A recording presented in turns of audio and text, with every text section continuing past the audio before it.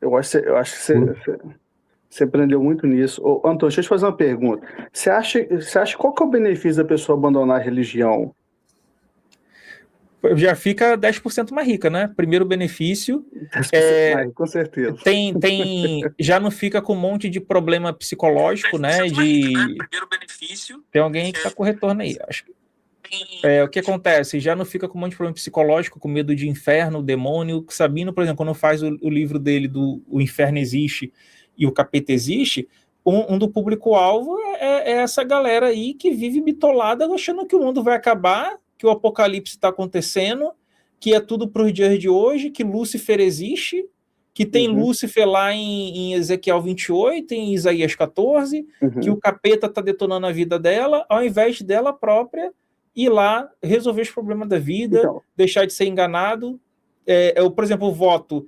Tem um monte de crente sendo manipulado agora, a gente está vendo em Marcha para Jesus, é tudo isso daí, ó, tá aqui os homens abençoados de Deus, ó, a galera da esquerda vota junto, nós crentes temos que fazer a mesma coisa. Então tem vários benefícios, cara. Então, você acha que as pessoas que assistem o Sabino, por exemplo, elas são chocadas com a verdade, ela não consegue desviar daquela verdade que o Sabino fala nos textos que ele aborda, e ela, no intuito ali de ânsia, de angústia, ela pode reagir mal, ou sei lá, mas você acha que essa pessoa... Não, a pessoa reage mal quando o cara calma. fala para ela deixar o tratamento médico para dar dinheiro para a igreja. Aí a pessoa reage mal, né? Não, Aí eu a falo pessoa assim, tem o mal. a gente vê nos comentários como é que as pessoas reagem, né?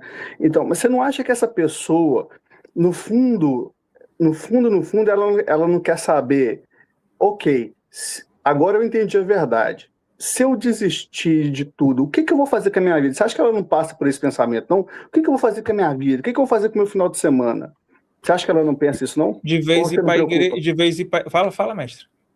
Na verdade, Mike, não é que se a pessoa deixar uma religião que será da vida dela. Não. Na verdade, é um preconceito formado que colocaram dentro dela, dizendo que se ela deixar a religião, ela está perdida. A partir do momento que a pessoa ela começa, igual eu falei, a consciência é o maior poder que existe dentro da vida de um ser humano. E quando o ser humano começar a usar todo o seu potencial do que ele tem, do que ele é e de onde ele pode chegar, ele vai ver que a religião serve só para um aspecto associativo e não de uma decisão de vida. O problema é isso, é que alguns líderes inseriram nessas pessoas que para eles terem sucesso, serem alguém na vida, precisam da religião. Esse é o problema. Eu digo para você, a religião em si ela é ruim? Não, a religião em si ela não é ruim. Eu não sou ateu, só que eu frequento várias religiões. Eu vou no candomblé, eu vou na igreja, eu vou onde eu quero. Só que nada disso atrapalha a minha liberdade de vida e as minhas escolhas. A partir do momento que as suas escolhas estão pautadas na religião, aí, meu amigo, aí você tirou a sua liberdade, aí sim. Isso daí é ruim. Então, as pessoas só conseguem desvencilhar de ter a sua liberdade exemplar a partir do momento que a sua consciência começa a colocar limite na religião e não a religião colocar limite nas suas decisões. Então, eu preciso me desvencilhar da religião? Não. Contanto que eu saiba lidar com isso. Que ela não pode atrapalhar as minhas decisões. Sou eu quem escolho, e não ela. Esses são os valores que eu procuro ensinar para as pessoas aprenderem. Não é a religião que tem que ditar o que você tem que ser na vida e o que você tem que fazer. É você quem dita. Amar a Deus e amar a Jesus, eu não posso me limitar. Que amor é esse? Que amor é esse que Deus tem para mim, Jesus tem para mim, que eu não posso tomar as minhas decisões? Que tudo aquilo que eu procuro fazer, sai fora da norma da igreja, sai fora, isso é pecado porque a Bíblia diz que não. É isso que eu ensino. Você não tem que ser limitado por aquilo que a religião diz. É você quem coloca os seus limites. E a partir do momento que as pessoas fazem isso, aí sim, elas conseguem lidar com a religião e lidar com as suas escolhas ao mesmo tempo. Eu vejo que dentro das religiões, de forma geral, existe uma massa, existe massa em todo qualquer grupo, né? Mas a grande massa, quando se trata de religião, principalmente os cristãos, é de pessoas extremamente simples e completamente ignorantes a respeito da Bíblia. Nisso, a abordagem clara ajuda, mas eu acho que falta nas pessoas um direcionamento. Elas não sabem, dentro delas, achar o caminho do que, tipo assim, que decisão que eu tomo, porque elas acostumaram a tomar decisão baseada na fala de alguém. A gente sabe isso, os pastores direcionam a vida da pessoa, a semana dela, segunda, quarta e domingo, você está na igreja, a pessoa entra naquela mecânica. Fora isso, ela não sabe o que fazer, ela não sabe que decisão tomar, ela não tem um direcionamento claro. Desculpa te cortar, mas se o pastor ele é treinado para ludibriar o fiel, aí o pastor tá lá falando uma coisa que o texto não tá dizendo. Aí se o Antônio ou o Sabino ou o Toshio vem e joga na cara do pastor isso para que todo mundo veja. Aí o pastor tenta fugir para outro texto que não tem nada a ver. Aí eles vêm de novo e falam, não, a gente não tá falando disso, a gente tá falando disso, responda por favor isso. E o cara continua fugindo. Como é que você acha que o crente não vai entender? Eu que não tô entendendo o que você quer dizer, qual é o seu ponto? Porque você rodeia e não vai no ponto. Ô, Jade, você acha que a abordagem com o pastor é a mesma que a abordagem com uma pessoa simples e ignorante na igreja, que acha que a Bíblia é sagrada? Não, você não entendeu o que eu disse. O pastor, não, óbvio, o pastor ele tá treinado para fugir das suas perguntas, porque ele não tem.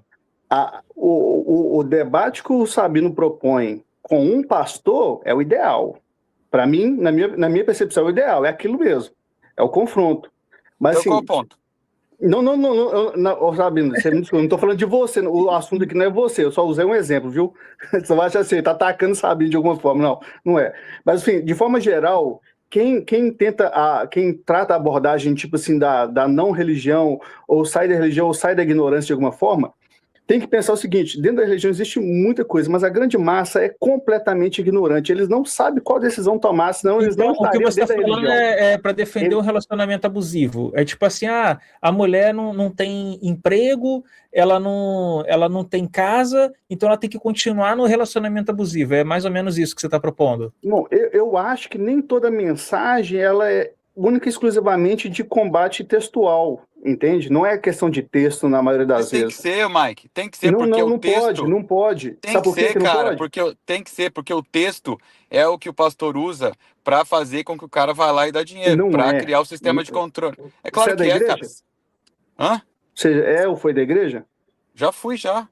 Mas isso é óbvio, ele usa o texto, ele reinterpreta o texto para dizer que aquilo ali é o que o cara deve seguir. Aí é claro que o cliente não lê, aí ele não entende, e aí ele fica acreditando na palavra do cara. E aí quando o Sabino ou outro, o Antônio ou o Toshio vai lá e fala, esse texto não diz isso, esse texto é isso, ó, pá. E aí se o crente, depois de ouvir isso, decide continuar sendo enganado, aí o problema é do crente, pô. E na verdade, às vezes, não é de uma vez só. Imagina, o cara tá décadas sendo enganado. Isso. Décadas ouvindo ladainha. Por exemplo, primeira vez que eu ouvi o Sabino falando que lá no capítulo lá do Ezequiel 28 não tinha o capeta, eu falei, caralho, nunca reparei, mano. Pior que todo mundo fala que lá tem o capeta, deixa eu ver lá se tem um capeta mesmo. Aí eu fui ver, não tinha mesmo não. Eu falei, caralho, esse cara é um gênio. Né? O cara é foda. Então, o que acontece? Calma aí, Mike. Eu acho que você tem uma mania. Tipo assim, a pessoa tá falando, você quer passar em cima. Calma aí. O que acontece?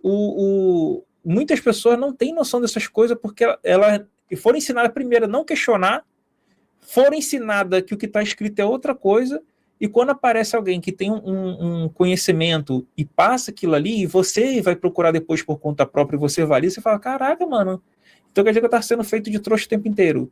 Estava mentindo aqui, mentindo ali, mentindo nesse ponto. Às vezes leva meses, às vezes leva anos para a pessoa, de pouquinho em pouquinho, ela sair e ela despertar.